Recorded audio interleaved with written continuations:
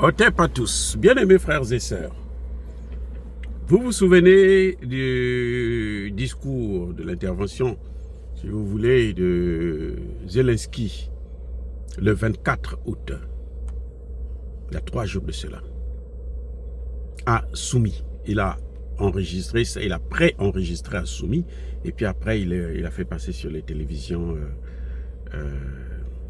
ukrainiennes.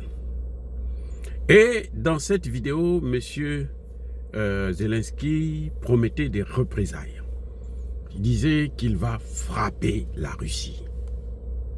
Alors, il a rassuré que ça devait être terrible pour la Russie.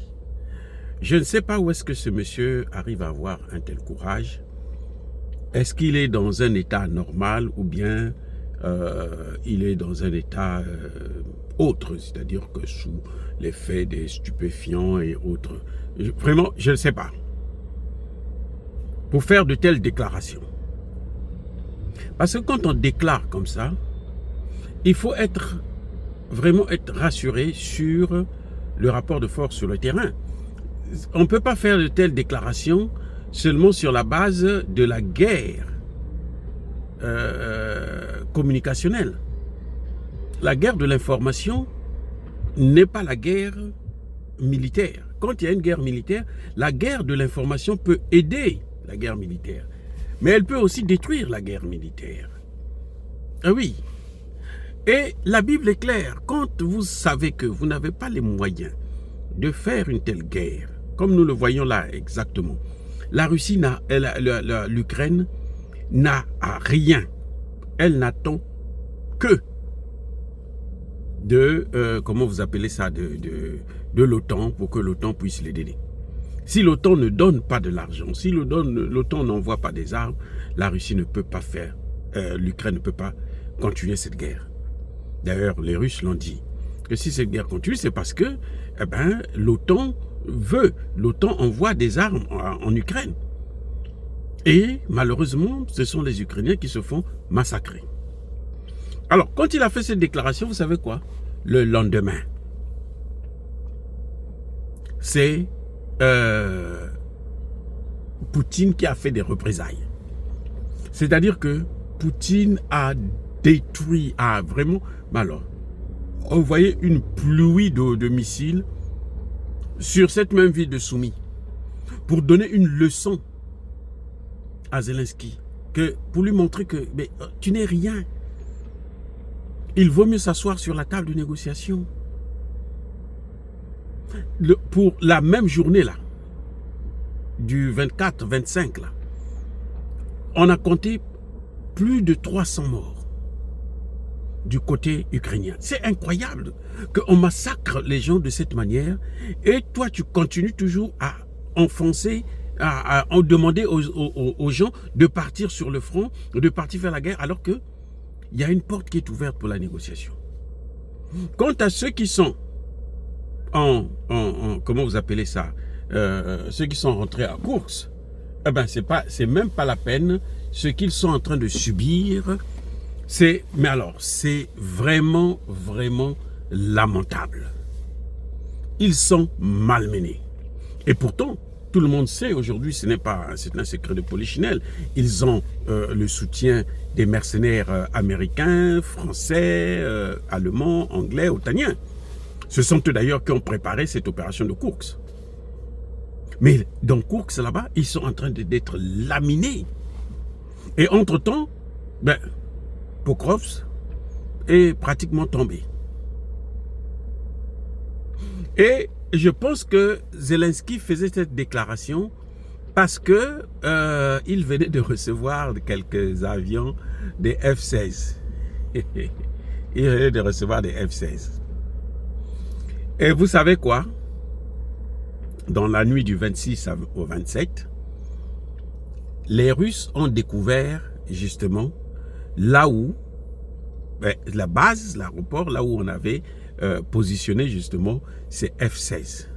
Et les Russes ont détruit cette base. Et plusieurs F-16 ont été touchés, détruits. Ils sont allés en fumée. Alors que ça, c'était le cœur même de Zelensky. C'est sur ce sur quoi il comptait. Et actuellement, Kiev est sous des bombes incroyables. Au point où le métro ukrainien ne sert plus pour les déplacements des gens, mais comme abri pour fuir la pluie des missiles qui est en train de tomber sur Kiev. Voyons les amis, soyons réalistes, soyons concrets. Pourquoi agiter le spectre de la guerre alors que tu n'as pas les moyens de faire cette guerre? Tu dépends à ça. L'Ukraine est surendettée. Ce que vous voyez là, l'aide là, c'est pas de l'aide, hein, c'est pas gratuit. Hein. Mais oui. Les Américains le font parce que les Américains ont besoin de céréales. Ils ont besoin des céréales ukrainiens. Puisqu'ils avaient pratiquement acheté près de 60% du territoire ukrainien. Et c'est ça qui est en train de les emmerder. C'est pour ça qu'ils font cette guerre. Parce qu'ils risquent de perdre ça. Et aujourd'hui, nous apprenons que les Russes sont en train d'aller maintenant foncer vers Odessa. Il ne faut pas oublier que les Russes ont une partie du territoire russe, j'ai oublié le nom, qui se trouve carrément en pleine Europe de l'Est, entouré des pays de l'OTAN. Donc, il faut qu'ils fassent la jonction entre cette partie du territoire russe avec le reste de la Russie. Et pour ça, il faut passer par Odessa. Et si les Russes prennent Odessa, eh ben, l'Ukraine perd l'accès à la mer. Vous voyez, c'est incroyable. Moi, je suis stupéfait de voir quelqu'un qui veut faire la guerre, mais qui n'a pas les moyens de faire la guerre. Qui voit qu'on fait que faire massacrer ses populations, ses soldats, mais qui continue toujours à vouloir aller vers la guerre. Il y a un problème. Il y a un sérieux problème. C'est ça qui est terrible. Il y a un problème. Bref, en tout cas, ça va mal et très mal pour la Russie, et plutôt pour l'Ukraine. Parce que ce qui est en train de se passer, c'est toutes les infrastructures énergétiques sont en train d'être détruites. Je ne sais pas comment l'Ukraine va passer cet hiver. Ça risque d'être très rude. Parce que ce que je peux vous dire, c'est que les Américains ne vont pas envoyer en Ukraine leur électricité et leur gaz. Parce que ici, là, nous avons besoin de ça. Parce que si on envoie trop à l'étranger, le prix va augmenter ici et personne ne sera content. Voilà pourquoi les Américains ne veulent pas. Ils préfèrent faire des guerres là-bas, ils préfèrent détruire tout et ils préfèrent éviter à ce que on puisse prendre ce qu'il y a ici pour donner là-bas. Si il arrivait que on va vendre ça comme on le fait avec le gaz en Europe, 5, 6, 7 fois plus cher, et puis on achète nous-mêmes encore le gaz au marché noir, ou on va prendre le pétrole qui est en Irak, en Libye, ainsi de suite. Donc, les amis, je crois qu'il est temps que du côté de Zelensky, qu'on comprenne que cette guerre n'est pas pour le bien de son pays. Ça n'arrange personne. En tout cas pas en Ukraine. Au contraire, plus la guerre dure, plus la Russie se reconforte sur le plan économique. La Russie est en train de faire des progrès, mais alors incroyables sur le plan économique. Et plus la guerre dure, plus le dollar est en train de prendre des coups énormes. Eh oui, au point où le dollar risque la chute du dollar, mais alors ça est en train de s'accélérer avec cette guerre. Il est temps que ça s'arrête. Dire cela, c'est inciter à la haine ou à la violence, non. Il y a pas colère, il y a malheur. Encore une fois de plus, bien aimés frères et sœurs, je persiste et je signe. Soyez bénis, soyez abondamment bénis par le Dieu des Kémites et par nos ancêtres évangélisés.